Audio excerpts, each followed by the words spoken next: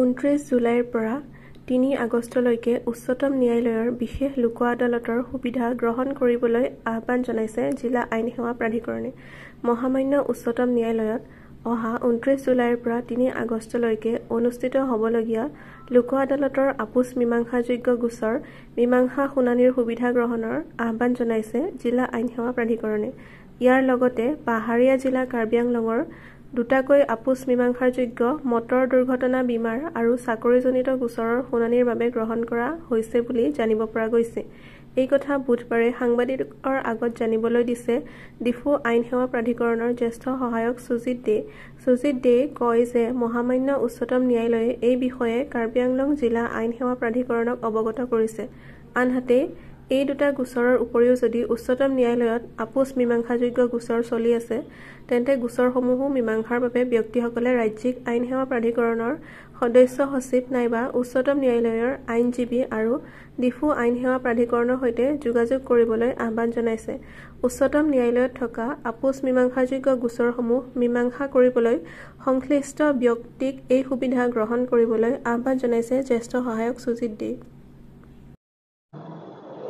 আমাৰ supreme court of India কি কৰিছে, এটা স্পেচিয়েল লোক আদালত অৰ্গেনাইজ কৰিছে। সেইটো অহা জুলাই মাহৰ 29 তাৰিখৰ পৰা আগষ্টৰ 3 তাৰিখলৈকে এইটো সুপ্ৰিম কোৰ্টতে এইটো হ'ব।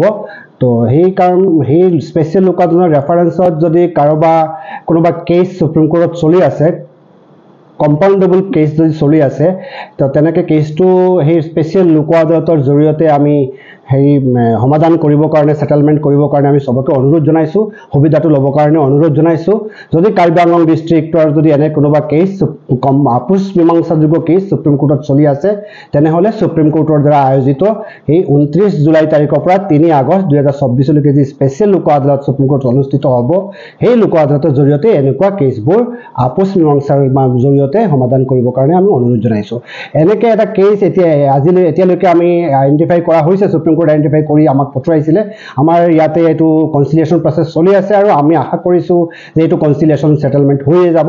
সেইটো এটা MSCT ইঞ্চুৰেঞ্চ ক্লেইম ট্ৰাইব কেছ আছিলে বকলিয়াৰ। সেইটো কেছ এতিয়ালৈকে আমাৰ কনচিলিয়েশ্যন প্ৰচেছ প্ৰায় শেষৰ পথে আহিছে।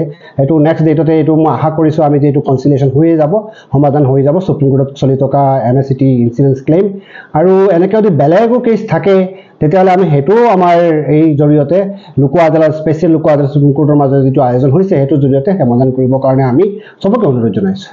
সংশ্লিষ্ট যিবিলাক পদকীয়াসকলে আপোনালোকৰ লগত যোগাযোগ কৰিব লাগিব নেকি এইটো কেছৰ? এনেকুৱা যদি কোনোবা থাকে তেতিয়াহ'লেতো সুপ্ৰিম কোৰ্টৰ যদি কেছ চলি আছে, নিশ্চয় সুপ্ৰিম কোৰ্টত আইনজীৱী আছে, তেওঁৰ লগত যোগাযোগ কৰিলে হ'ব, আমাৰ ইয়াত আহি যোগাযোগ কৰিলেও হ'ব। নহ'লে আমাৰ state legal service authority Guwahati আছে, ষ্টেট লিগেল ছাৰ্ভিচ অথৰিটি যি মেম্বাৰ ছেক্ৰেটাৰী আছে তেওঁ হ'লগৈ সেইটো স্পেচিয়েল লোক আদালতৰ আমাৰ ষ্টেটৰ কাৰণে নডেল অফিচাৰ হয়।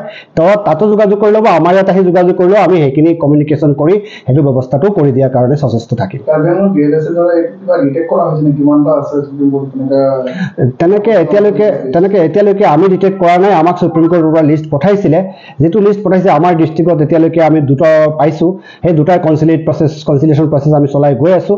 যদি তাৰ বাহিৰে কোনোবা থাকে কেছ চলি আছে সুপ্ৰিম কোৰ্টত যিটো আপোচ মীমাংসা হ'ব পাৰে, তো আমি আহ্বান জনাইছোঁ আমাৰ জৰিয়তে আহিলেও আমি এইটো সুপ্ৰিম কোৰ্টত পঠাই কেছটো লোক আদালতত ৰেফাৰেঞ্চ দি আমি এইটো সমাধান কৰাৰ চেষ্টা কৰিব পাৰিম। সেইটোৱে আমি অনুৰোধ জনাইছোঁ চবকে।